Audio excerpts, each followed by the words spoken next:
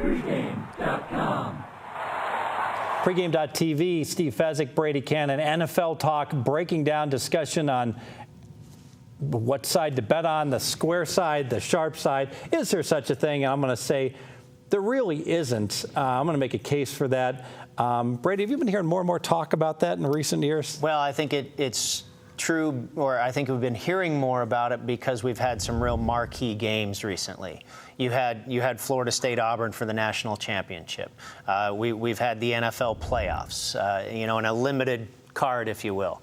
We had the divisional playoffs last week. So there's been more focus on fewer games, and I think you are hearing more of that talk, certainly in recent weeks. Let's talk about the Florida State-Auburn game, because I think it's a great example where that line, basically, you took Auburn plus 8.5 to 9. Mm-hmm. And it's sitting out there, bouncing back and forth, staying essentially the same. And then come game day, a few days before game day, it hops up to 10. Right. And then it steams up to 11. And I hear all over the place, oh, that's sharp money that's all over Florida State, pushing it up to 11. And it's like, back up the bus. How sharp can it be? Nothing has changed. There's been no injuries. And what person is going to the window and making a limit bet, laying 10.5 on a game they could have laid 8 for a month, right? Yeah. That's the confusing thing about it. I mean, because maybe they're waiting, and maybe they like that. And the other thing is, it was 8.5 or 8 or whatever it was. Forever. For a long time. And so maybe they got all their resources together and they went in and they nailed the 8, then it maybe 8.5, and they kept nailing it. And then maybe they backed off when it got to 10. And then maybe you had the followers come in. That have maybe heard, Billy Walters is on it, or someone else. That boosted it to 10 or 11 or what have you. So maybe that was sharp money at the 8 or the 9. Sure. But not at the 10 or the 11. I think the same thing is happening in the NFL, where what's happening is the opening number is dictating the sharp side. As an example, San Diego opens at 10. So San Diego plus 10 is the sharp side against Denver. But if the odds makers had opened that at 7, then Denver would be the sharp side. There'd be nothing but Denver money. It was going to go to 8.5 regardless. And I think it's comical that people are like drawing conclusions based upon line, like the New England, this week, New England's the sharp side against Denver. Well, that's because it started at 6.5, because the line was going to be 4.5 regardless. Yeah, and I think maybe it's more accurate to say a sharp bet was getting New England at 6. Because now New England at 4.5 is not really a sharp bet anymore. Well, I mean, again, I go back to it's not the sharpest bet, because you had a good, 3 hours to grab plus 6 when it first came, actually 6.5. I think there was one plus 7, but realistically, you had about an hour to get 6.5. You had about 2 hours to get plus 6, and then once it goes into 5, 5.5, 4.5, I equate those to all be about the same. But yet people will say, oh, the right side here is New England. And I'm like, well, it could be. Well, I mean, obviously, if it closes 3.5 and 3, I'm not going to begrudge anyone for taking 4.5. Sure. But I look at that and I'm like, I see that again and again. Whereas if I've been part of betting groups before, and if you showed me a ticket that said New England plus 4.5, I'd be like, what are you doing? I mean, were you asleep all night Sunday night? Just waited for the games to go final, took the next 36 hours off, and like, oh, I should bet New England. You weren't watching the screen and what was going on. And now the line has started to come back a little bit the other way. It seems like it bottomed out at about 4, and just before we got in here this evening, I took a look at it, and there's 5.5s coming back. Oh, did it pop back on up? Which doesn't surprise me. No, it doesn't surprise you at all. What do you think it closes at?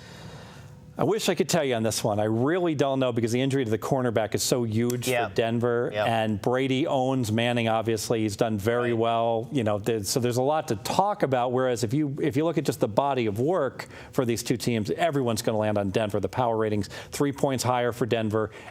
Home field advantage, and Denver -4 is very cheap based on that power. But then you can say if they had to play without Von Miller and without their cornerback all year long, they wouldn't have been the team that they are now, and the Manning and the bad weather versus Brady. Yeah, and the weather looks like it's going to be okay. Temperatures in the high 50s. I haven't seen if there's going to be wind or anything like there was last weekend against San Diego.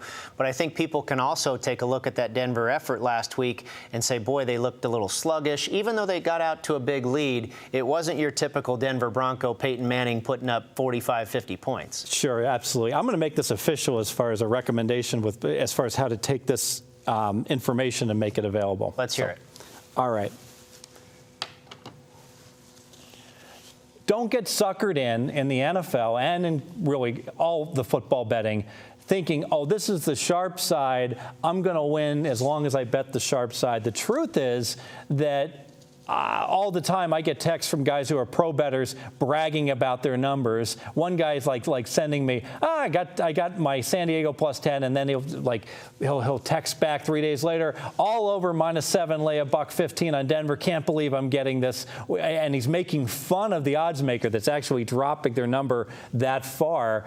He's a little extreme in his opinions, but the point is, all things being equal, when you see a number run like on an Auburn and a Florida State on a high-profile game where everyone knows everything already and there's not key injuries, key weather changes, and you see that number go from 8.5 to 11, your natural reaction has to be, I want to bet the +11, not I want to get at a -10.5 because all the pros are laying 11. All the bad pros are laying 11. All the terrible pros are laying 10.5 because if they were good, they would have laid 8.5 back when it was so much cheaper, and they would have been ahead of the curve, not the last lemming off the cliff.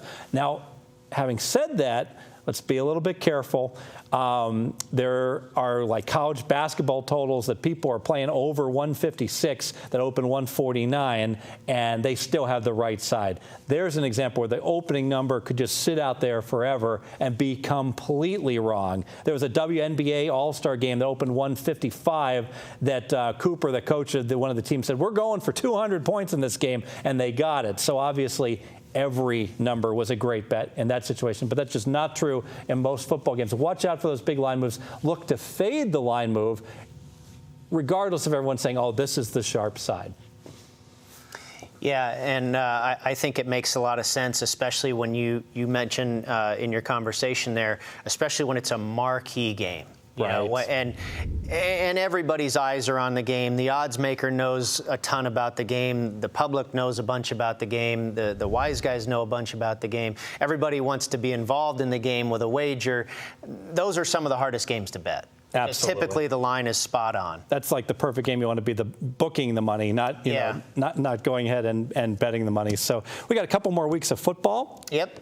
You getting excited for the Super Bowl? Prop betting? I am. I'm really excited for this weekend. I mean, what a Final Four we were dealt, huh? Absolutely. It is going to be tremendous here. Going to have the A-team in studio tomorrow night. Marco D'Angelo with Ken Thompson, Brian Leonard. We're going to find Vegas Runner. He's been in a funk since he bubbled the LVH contest, missed the money by half a game. But we will find him, and we will get him back in here, I promise, before March Madness starts. I don't know about before the Super Bowl. Good luck to all of you with your wagers this week. Thanks for tuning in each and every week. Pregame.tv.